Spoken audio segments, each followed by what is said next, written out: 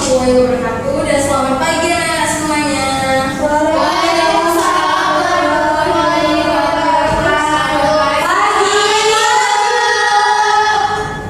Bagaimana kabarnya hari ini? Baik, Ibu. Nah, sebelum kita melakukan kegiatan layanan bimbingan mahasiswa kita, mari kita berdoa terlebih dahulu. Berdoa sesuai dengan agama dan kepercayaan masing-masing. Berdoa dimulai.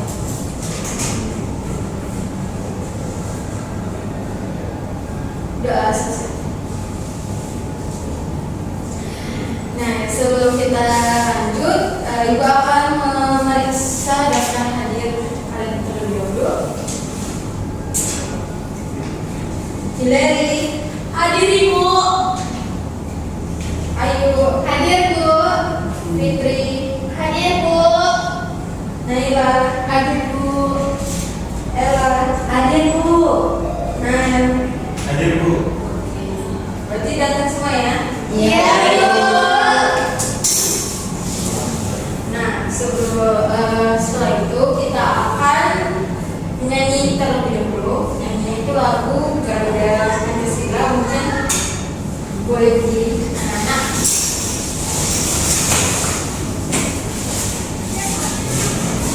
Kita mulai ya. 1, 2, 3. Garuda Pancasila, akulah pendukungmu, patriot proklamasi, sedia berkorban untukmu. Pancasila dasar negara, lahirlah di ruangmu sentosa, pribadi bangsaku. Ayo maju, maju, ayo maju, maju, ayo maju, maju. Oke, silakan dimulai. Nah, setelah itu anak-anak, kita sebelum mulai kita sepakati secara bersama ya. Jadi ketika nanti sudah dimulai layanan ini, diharapkan anak-anak jangan memainkan handphone, terus juga harus fokus dengan materi yang disampaikan. Oke, setuju? Setuju. Oke. Selanjutnya ada pun tujuan dan pengertian dari layanan bimbingan kelas kali ini adalah bimbingan kelas kali itu dia dilakukan di dalam kelas yang untuk memberikan suatu informasi atau pemahaman kepada peserta didik seperti itu. Lalu ada pun langkah-langkah kita pada bimbingan kali ini itu adalah nanti Ibu akan bertanya, nanti anak-anak sekalian memberikan pendapatnya dari masing-masing setiap orang ya. Terus setelah itu ada nanti Ibu akan nanti video dan juga PPT, dan yang terakhir kita akan diskusi secara berkelompok. Apakah semuanya siap? Siap, Ibu.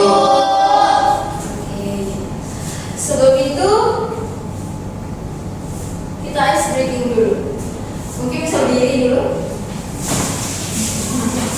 Dan semangat. Nah, jadi ice breakingnya itu namanya hitung mulai.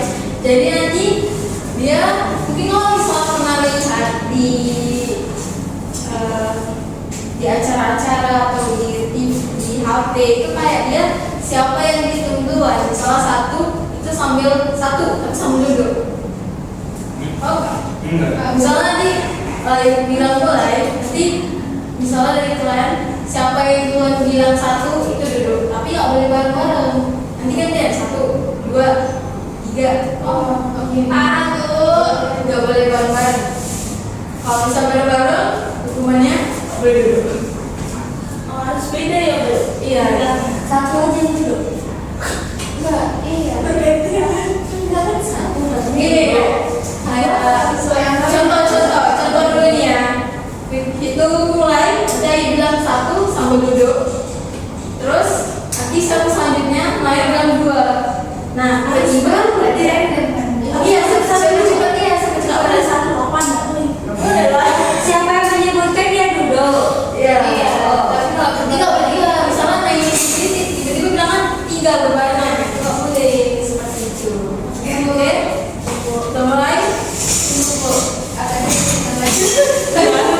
Duduknya gini atau duduk boleh sambil tidur gitu.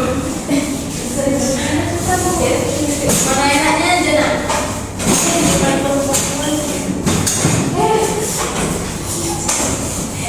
Itu mulai. Satu.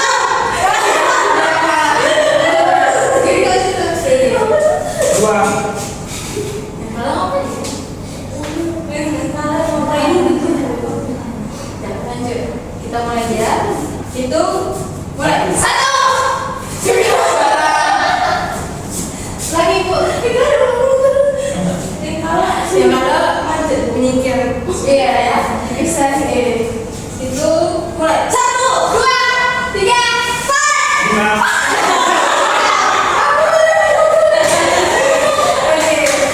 Apakah sudah curang mana lagi? Iya. Dua ya. Itu mulai. Satu.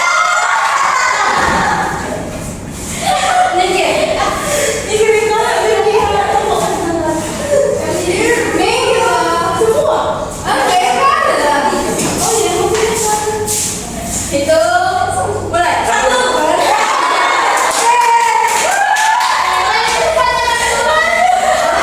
Aku ngomong satu, ngomong satu. Kalau bisa dia benar.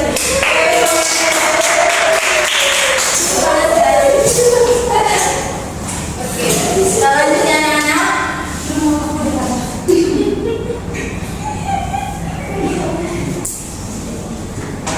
Nah, jadi kita akan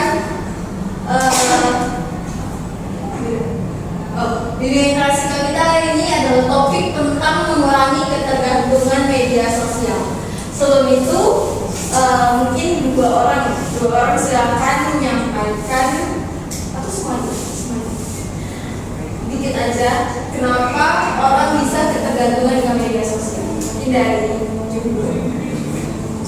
Orang ketergantungan karena media sosial itu karena kebiasaan. Ya. Biasanya itu kalau sudah nggak boleh. Ya. Karena ada hal yang menarik.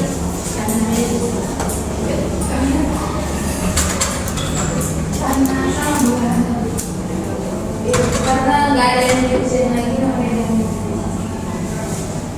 Nah, jadi dari yang kalian sampaikan itu benar sekali. Kenapa orang jadinya ketergantungan terhadap media sosial baik itu TikTok, Instagram dan lain sebagainya. Selanjutnya, agar lebih paham kita nonton video terlebih dahulu ya. Baik Bu.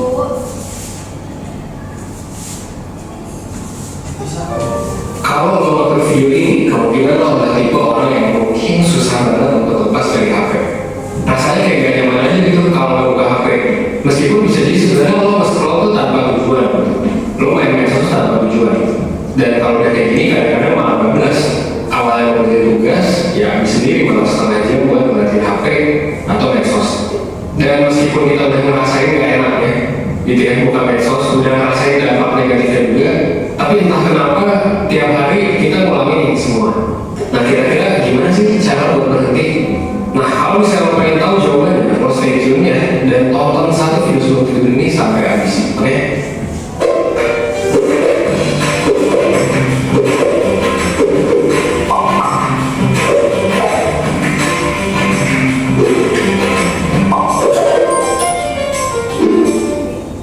Nah sebelum gue ngejelasin gimana caranya supaya lo bisa mengatasi masalah ini, gue mau ngasih tahu kalau sebenarnya masalah itu nggak lo alami sendirian.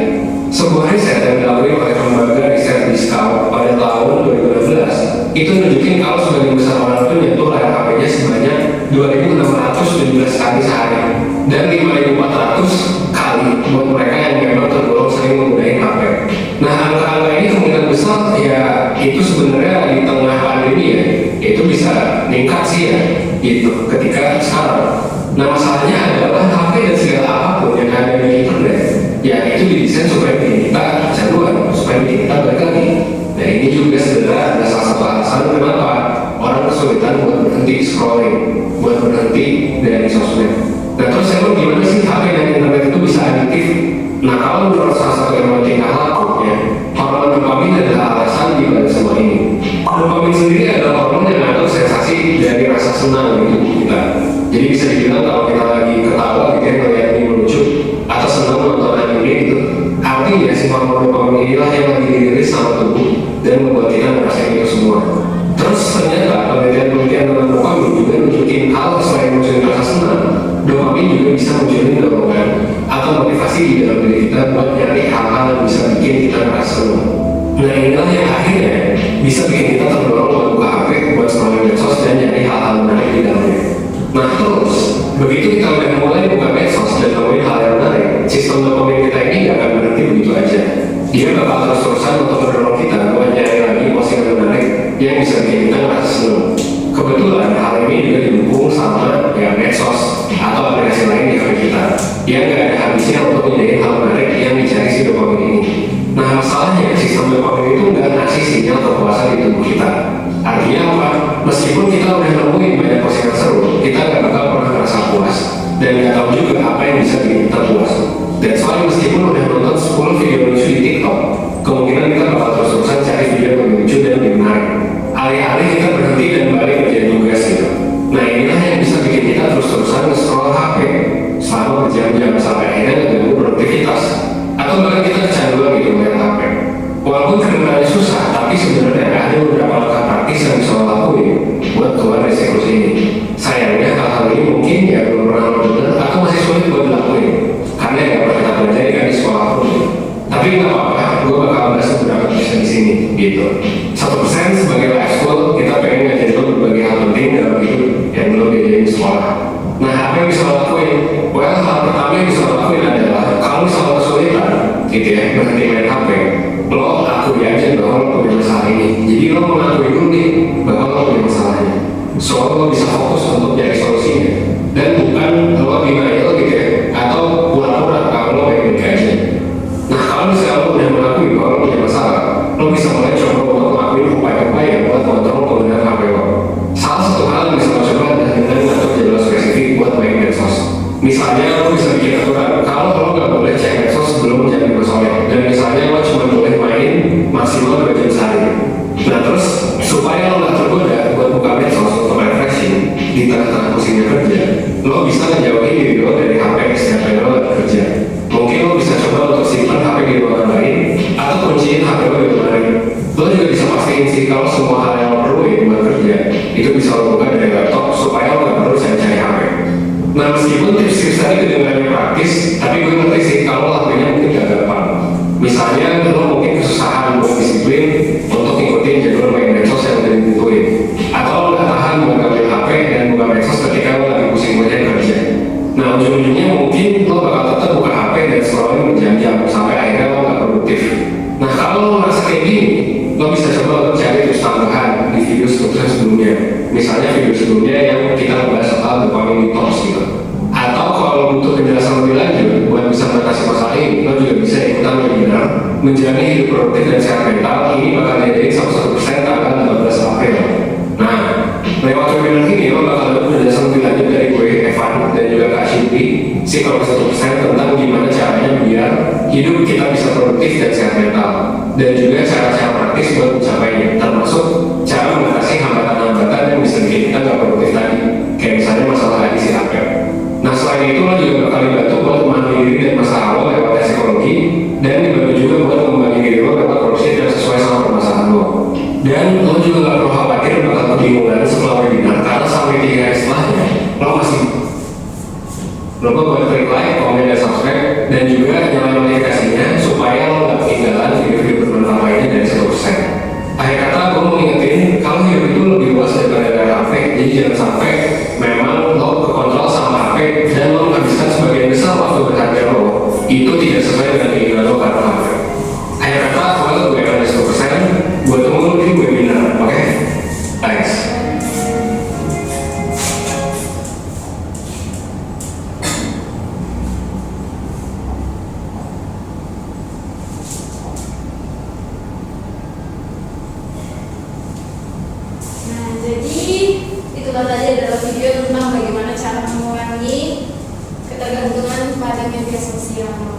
setelah kalian tadi kan sudah menonton nih videonya. Nah, ibu akan mengasih pertanyaan. Pertanyaannya itu ibu beda atau kalian sendiri? Sendiri yang pertama.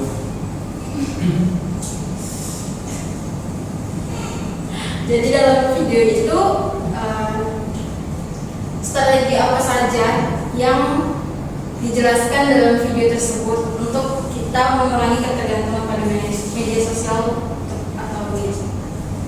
Silakan ya. Tadi saya melihat videonya itu ketika kita mau bekerja ataupun melakukan mengerjakan tugas, lebih baik itu handphone itu dijauhin dari kita, karena kan nggak mesti juga kita dari handphone. Silakan ya.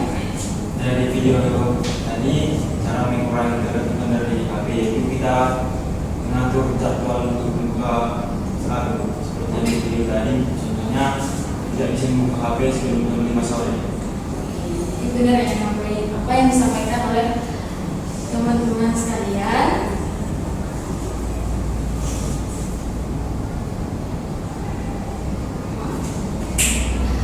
Sebelum kita lanjut ke materi PPT, kita akan briefing lagi supaya lebih semangat untuk untuk mendengarkan materi tersebut. Soalnya kan kayak udah jenuh gitu setelah nonton videonya kan. Nanti lagi buyar Jadi ini adalah SD-nya jika maka. Jadi yang ini nanti ibu kasih secara random. Nanti kayak jika maka. Nanti dimulai dari Naila yang buka ininya. Terus nanti Ayu yang jawab maka. Ini secara acak, jadi aku juga nggak tahu basic. Dan kasih tahu teman sebelahnya ya. Kita mulai dari Naila ya. Jika saya tiba-tiba pintar, maka saya renang dulu. Jika saya lapar, maka saya tetap update status. Jika saya jadi ikan, Maka saya beli ST. Ya, aku siapa lagi?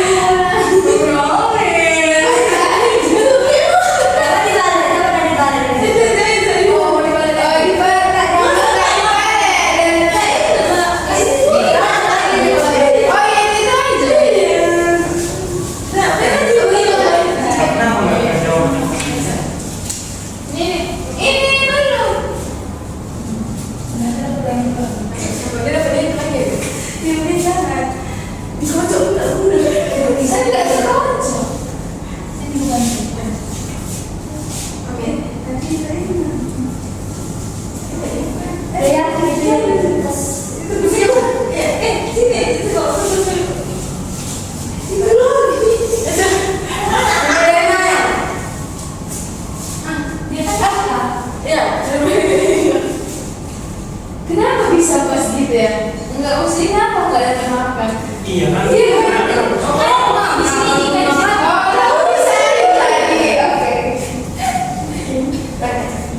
Jika saya jadi ikan, maka saya tetap update status. Jika saya tiba-tiba pintar, maka saya beli es teh. Jika saya lapar, Maka saya renang dulu.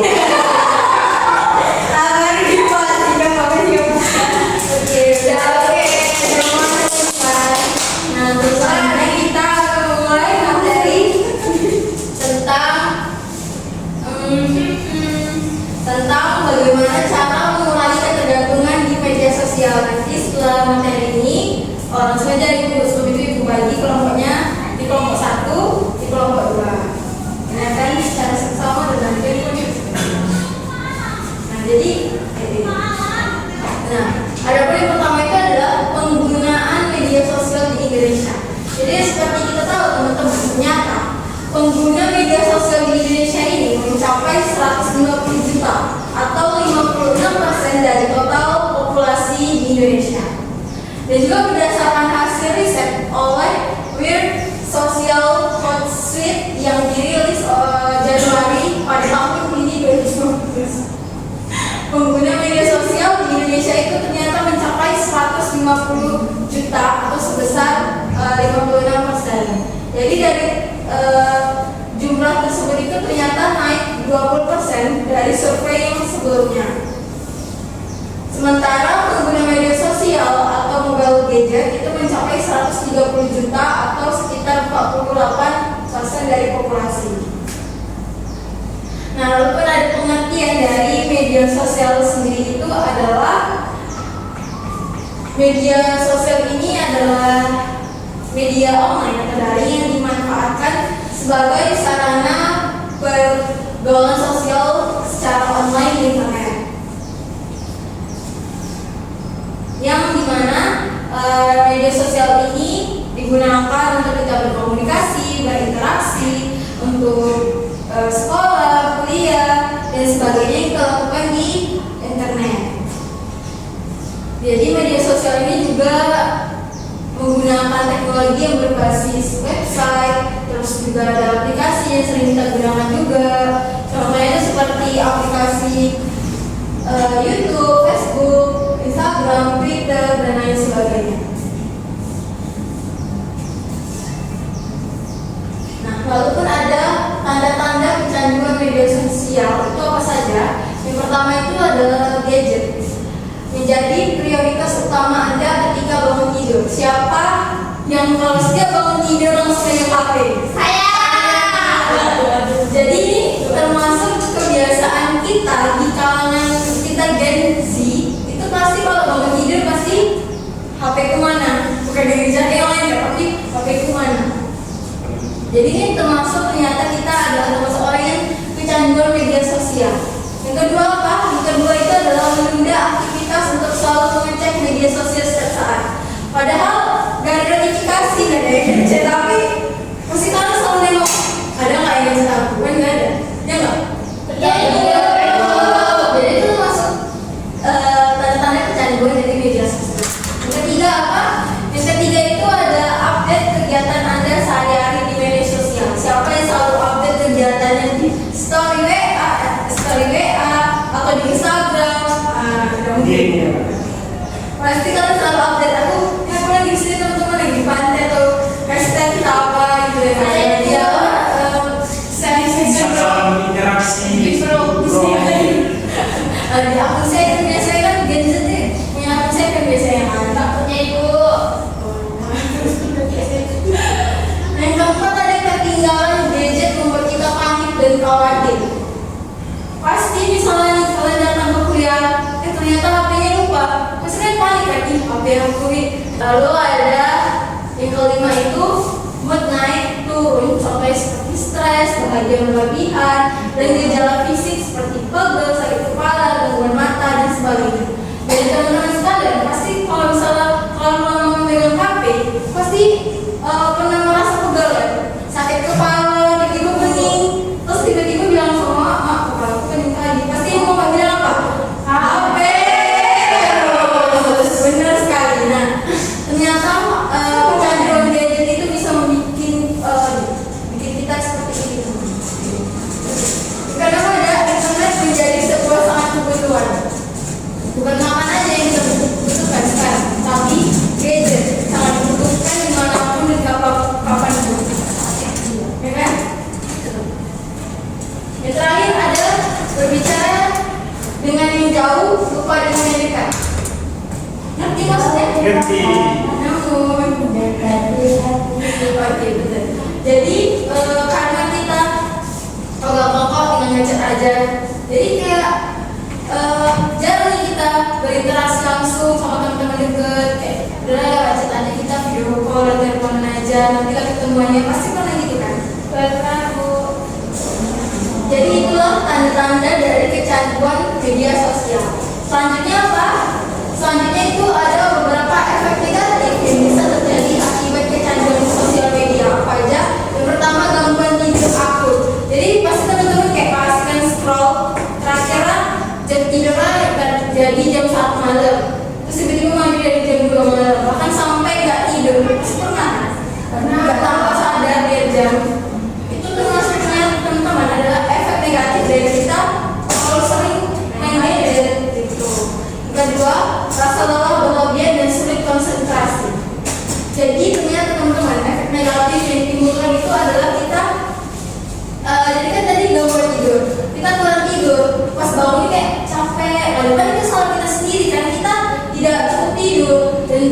jadinya apa? Pas kita kuliah mau presentasi ini, jadinya kita sulit untuk konsentrasi.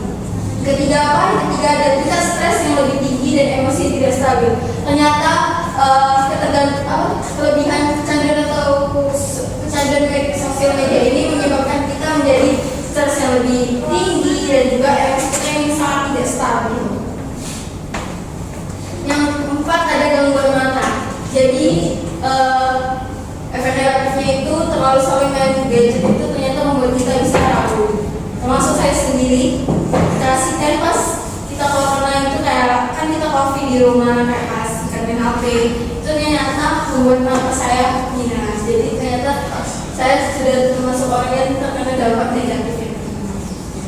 Yang kelima ada jadi cuek terhadap lingkungan dan orang sekitar. Kan kita kasihkan kayak media sosial terus, jadi kita bahkan kita nggak tahu tetangga yang di sebelah kita itu siapa. Pasti kayak kalau termasuk orang-orang yang karena kita ada depresi dan cemas di berlebihan. Jadi ternyata dampak negatifnya itu adalah kita menjadi orang yang depresi dan cemas yang secara berlebihan. Selanjutnya ada cara mengatasi kecanduan media sosial. Nah, bagaimana sih cara mengatasi kecanduan media sosial ini? Yang pertama adalah perbanyak sosialisasi di dunia nyata. Jadi kita harus teman-teman harus meninggalkan atau jarang memegang gadget. Sekali-sekali kita mungkin yuklah jalan-jalan kemana ke mall, tapi ke mall itu jangan kita main HP. Lalu kita fokus berbicara atau nanya kamu di mana-mana, nengok bareng di apa-apa gitu. Jadi jangan pula ketika kita berkumpul, tapi gadget yang tetap kita pegang. Yang kedua adalah mencari kegiatan yang bermanfaat. Mungkin bisa dengan cara kita berolahraga, lari, ke gym, terus mungkin melakukan kegiatan yang kita sukai. Yang ketiga adalah membatasi penggunaan. Kan ada di HP kayak kita batasi penggunaan HP itu sekitar 5 jam, 6 jam gitu. Kan bisa teman-teman kita atur. Itu dengan cara kita terbiasa. Kalau kita terbiasa pasti bisa. Oke? Yang keempat ada gunakan secara bijak. Pastinya kita harus menggunakan HP itu harus dengan bijak. Kita harus pegang teguh pada diri kita, maksudnya HP ini ya hanya sebatas yang kita perlukan aja, jangan disakari setiap jam gitu. Yang kelima ada fokus ke orang yang ada di sekeliling. Jadi kita jangan kalau bisa berkumpul pasti ada salah satu orang yang masih main HP aja. Nah itu nggak boleh seperti itu teman-teman. Kita harus fokus pada lingkungan kita. Ketika kita ada orang berbicara, kita harus mendengarkannya dengan baik. Gitu. Yang keenam ada matikan notifikasi. Kebiasaan kita adalah kadang notifikasi ini kita lupa silentkan kan. Jadi pas kita belajar di kelas tiba-tiba dia apa nih? Jadi kayak itu mengganggu suasana di kelas. Jadi kalau sebaiknya itu jangan lupa matikan notifikasi.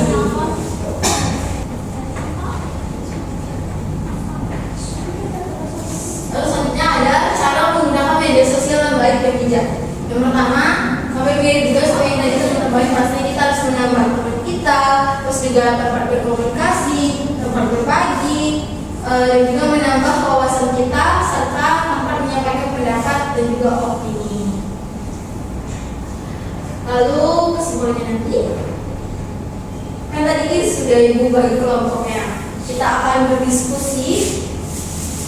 Ibu bagikan ini nanti pertanyaannya dari sini. Nah, baik teman-teman, tadi kan sudah ibu bagi kelompoknya. Teman-teman silakan isi pertanyaan ini sesuai yang kita bahas tadi. Jadi perwakilan maju ke depan, oke? Boleh menggunakan HP yang sesuai yang tadi kita dengarkan.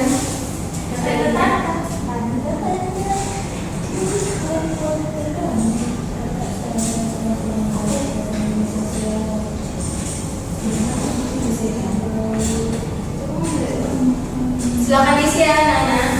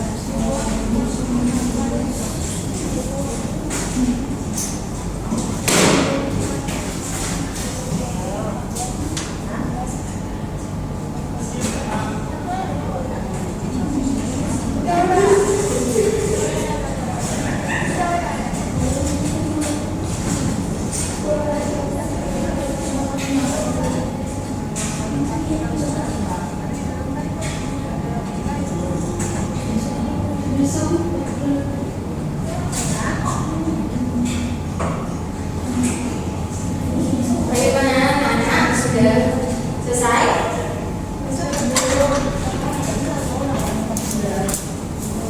Anak-anak sudah selesai? Sudah, Ibu. Oke, dari kelompok 2 dulu, silakan.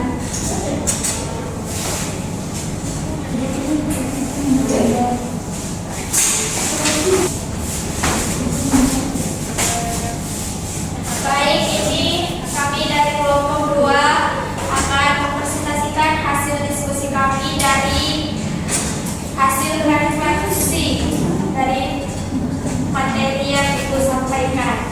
Jadi di sini ada pertanyaan, di mana pertanyaannya apa saja indikator atau tanda-tanda seseorang sudah mengalami kekerasan hubungan media sosial. Jadi tanda-tandanya itu dia jadi tidak bisa berbaur kepada lingkungan masyarakat sekitar, kemudian kepada temannya, dan juga karena sudah berfokus dari kecanduan HP tadi. Kemudian pertanyaan yang kedua itu strategi atau langkah apa yang dapat dilakukan oleh remaja untuk mengurangi penggunaan media sosial secara bertahap. Mungkin satu strategi dari kelompok kami yang dimana mungkin akan mengikuti kegiatan di luar agar tidak selalu menggunakan gadget. Itu saja, terima kasih. Baik, terima kasih sudah menyampaikan hasilnya. Selamat bertanya. Selanjutnya, kelompok lanjut nomor 1.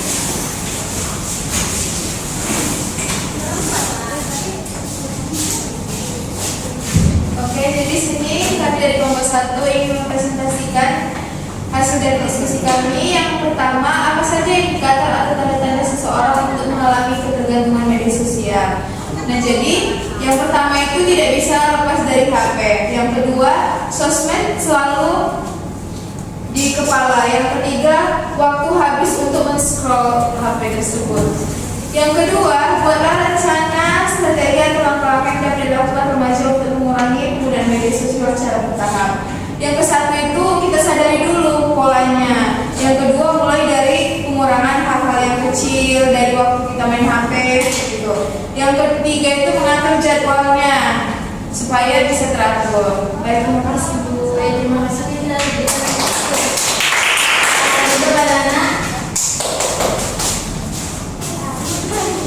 Oke, anak terima kasih sudah menjawab soal dari evaluasi kita pada hari ini. Kira-kira itu ada kesimpulan. Kesimpulannya itu media sosial itu adalah bermanfaat untuk komunikasi dan berbagi informasi. Namun penggunaan yang berlebihan dapat menimbulkan kecanduan dan dampak negatif bagi kesehatan serta hubungan sosial. Karena itu pengguna perlu membatasi pemakaian, lebih aktif di dunia nyata dan menggunakan media sosial secara bijak agar tetap memberikan manfaat tanpa merugikan diri sendiri. Selanjutnya kita akan melakukan refleksi sebentar. Mungkin anak-anak bisa mengisinya.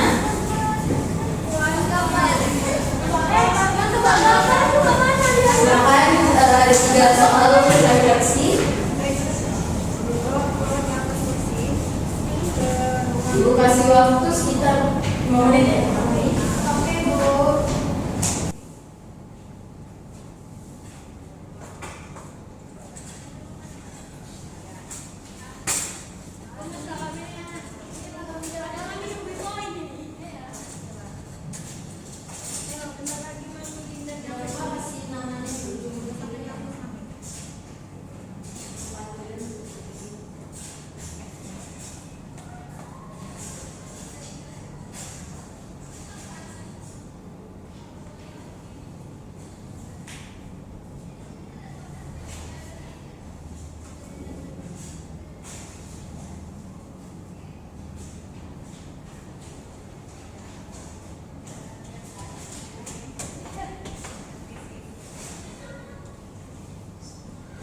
Sudah selesai, Bu. Sudah selesai. Kita tunggu ya. Ya, Ibu.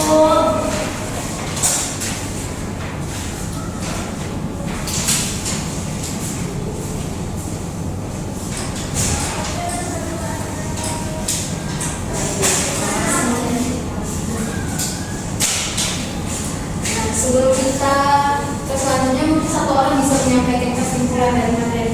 Singkat aja satu orang. Siapa yang ingin? Sudah tunjuk. Baik, jadi di sini kesimpulan yang saya dapatkan dari pemaparan materi yang disampaikan oleh Bu Guru tadi, bahwa bahwasanya kita itu harus mengurangi penggunaan bermedia sosial. Agar apa? Agar betul kita lebih bisa berkonsentrasi saat kita melakukan pembelajaran di sekolah. Terima kasih. Baik anak-anak, selesailah bimbingan kelas kita pada hari ini. Untuk pertemuan selanjutnya akan kita lakukan di minggu depan di hari yang sama dan di waktu yang sama. Jadi sebelum kita tutup, mari kita berdoa terlebih dahulu. Berdoa sesuai dengan agama dan kepercayaan masing-masing. Doa yang baik. Doa selesai. Baik, terima kasih anak-anak semuanya yang sudah mendengarkan materi dari Ibu, sudah mengikuti dengan baik dari awal sampai akhir kegiatan bimbingan prasikal kita. Ibu tutup dengan Assalamualaikum warahmatullahi wabarakatuh dan selamat pagi. Terima kasih.